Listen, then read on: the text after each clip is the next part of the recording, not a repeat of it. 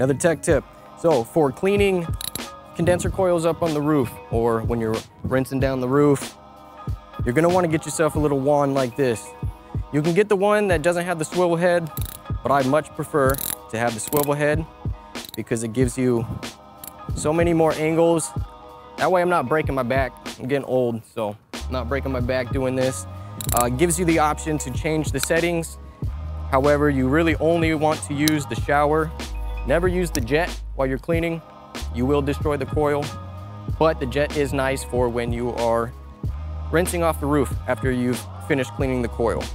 So definitely get yourself a wand with the swivel head. It'll make your job easier.